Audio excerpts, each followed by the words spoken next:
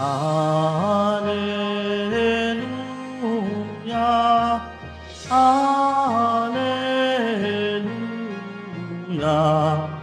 Alleluia, Alleluia.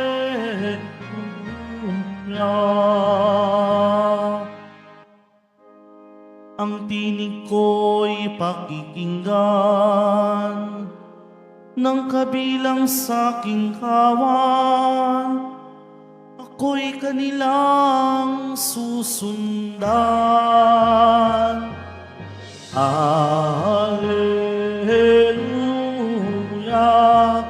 Alleluia, Alleluia, Alleluia.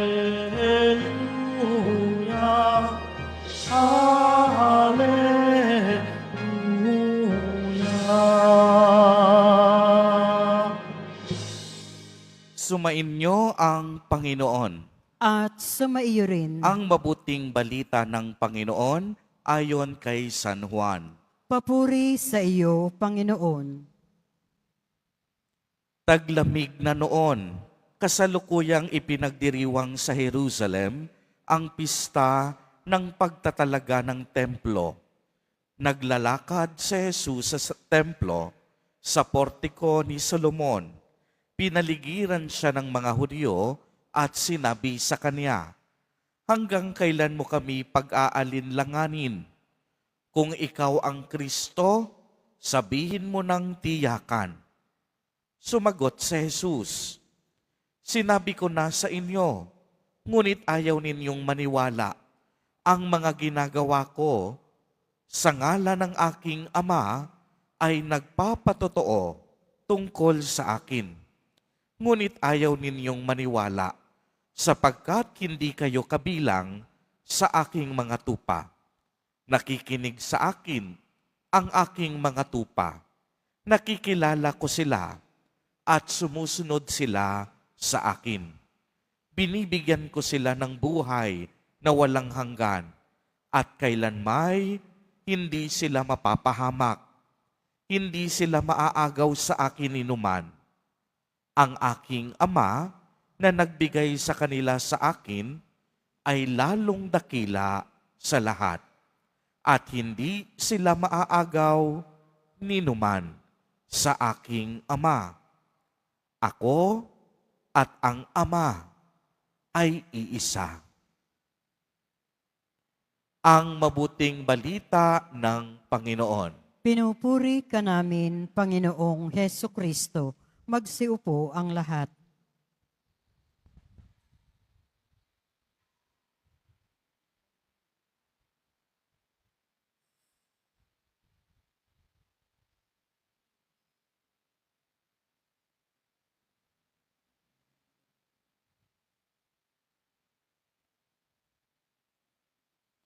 Kay Father Jade Likwanan ng ating butiing rektor at kura paroko, Father Robert Arellano ng Basilica Menor at Pambansang Dambana ng Poong Jesus Nazareno, mga minamahal naming deboto ng Poong Jesus Nazareno at mahal na Birhen ng Antipolo, mga kapwa ko lingkod ng Dambana ng Mahal na Birhen ng Kapayapaan at mabuting paglalakbay sa Antipolo, sa aming Parish Pastoral Council, Shrine Ministry, sa Samahang Tanglaw, mga Ihos del Nazareno, at sa inyong lahat, mga kapatid ko kay Kristo, magandang araw po sa inyo. Happy Easter! Batiin nyo naman ang inyong katabi. Happy Easter!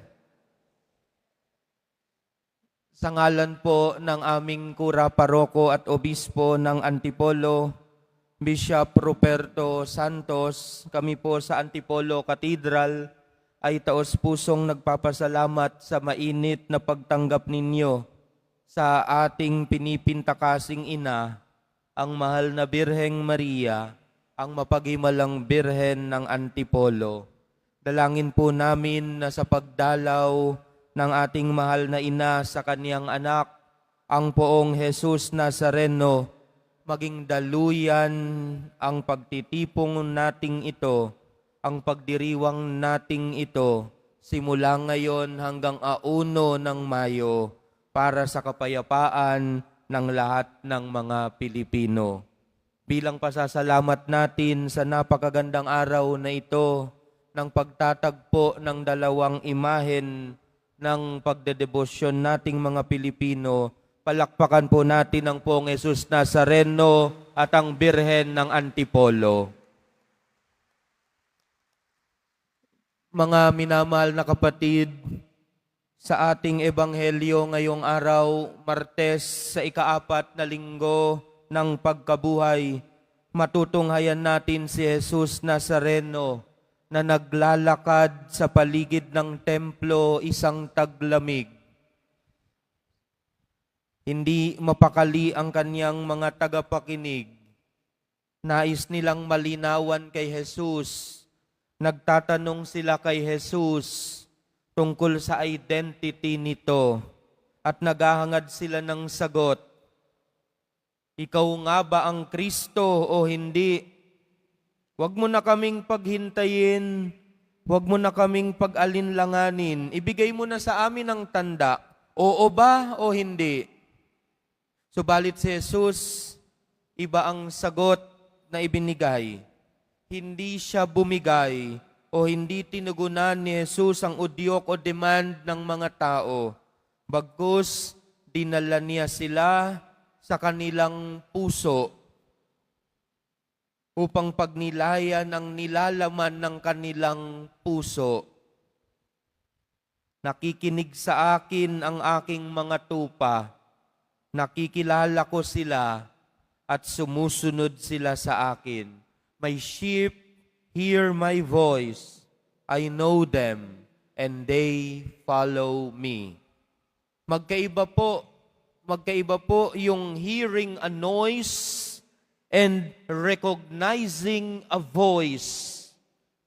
Iba yung naririnig mo lang ay ingay doon sa nakikilala mo ang tinig o ang boses. Sa ating lipunan ngayon, ang daming maiingay. Sa social media lang, ang ingay-ingay. Sa politika, ang ingay-ingay. Pati ang mga bansa, ang ingay, ang gulo. Hindi magkakasundo. Kaya ang gasolina, Pero wag na tayong lumayo, mga kapatid. Ang ating puso, ang ating kalooban, kung minsan nagiging maingay din. We hear so much noise, and so we do not recognize the voice of the shepherd. Ang sabi ni Jesus Nazareno, ang makabilang sa kanyang kawan ay yaong mga nakikinig sa pastol. At ang makabilang sa kanyang kawan ay hindi lamang kung nakapag-aral ka ng teolohiya o marunong ka sa liturhiya o alam mo ang Biblia. Mahalaga yun. Subalit hindi lang iyon. Ang kabilang sa kanyang kawan, ang tunay na deboto ng Poong Jesus Nazareno ay yung may tainga at may puso at may kalooban na nakatune in, nakikinig sa tinig ng pastol.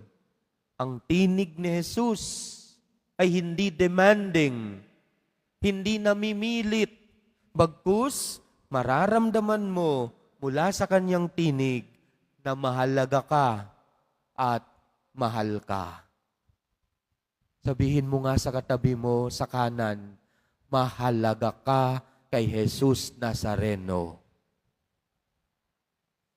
Sabihin mo naman sa katabi mo sa kaliwa, mahal ka ni Jesus Nazareno. Isa sa napakagandang pangako sa atin ni Jesus Nazareno ay matatagpuan natin sa Ebanghelyo ngayon. Ipinahayag sa atin, ang sabi ni Jesus Nazareno, binibigyan ko ang aking mga tupa ng buhay na walang hanggan at kailanmay hindi sila mapapahamak, hindi sila maaagaw sa akin ni numan. Hindi sila maaagaw sa akin ni numan. Ang ganda nun.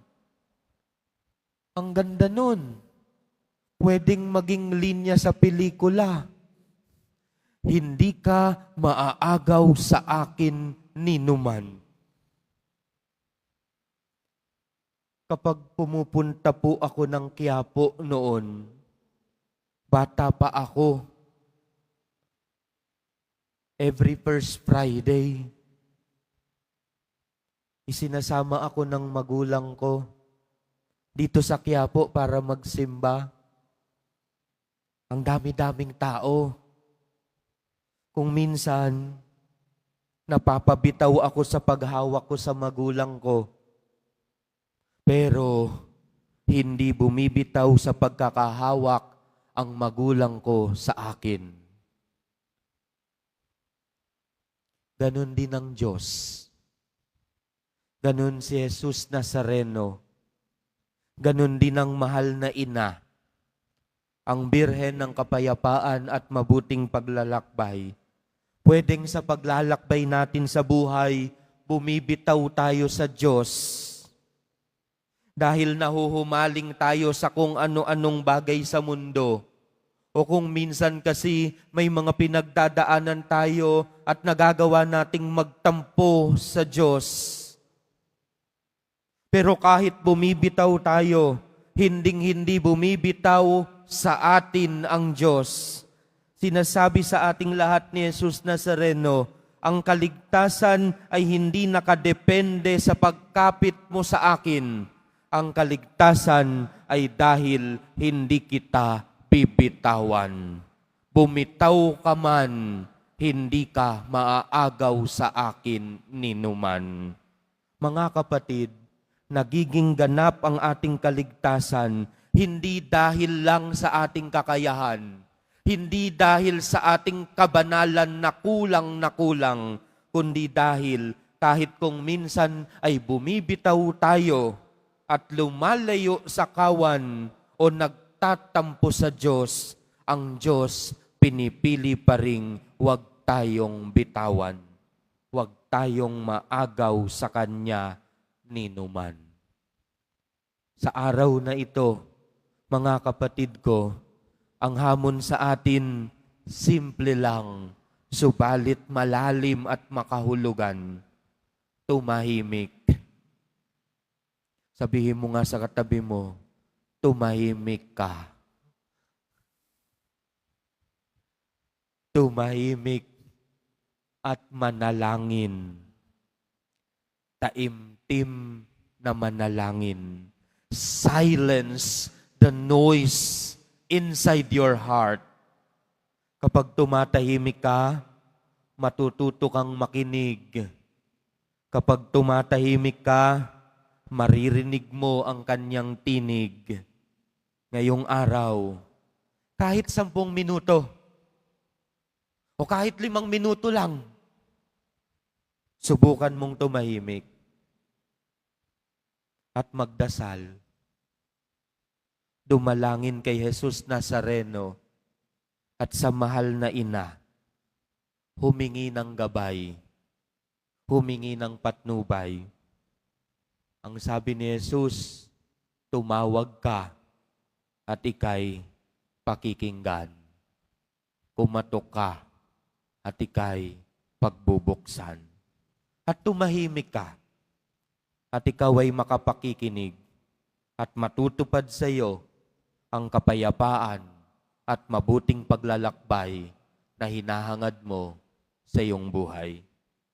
Gayon din mga minamahal na kapatid, kung ikaw ay may pag-aalinlangan, kung ikaw ay may pinagdadaanan, kung ikaw ay may mabigat na pinapasang krus, at hindi mo alam paano makauusad sa biyahe ng buhay, huwag kang mangamba. Maniwala ka, manalig ka. Nangako na si Jesus Nazareno at ang kanyang pangako hindi napapako. tapat siya at totoo. Bilang kanyang mga kawan at siya bilang ating pastol, nangangako siya, hindi tayo maaagaw sa kanya ninuman dahil hindi niya tayo kailanman bibitawan.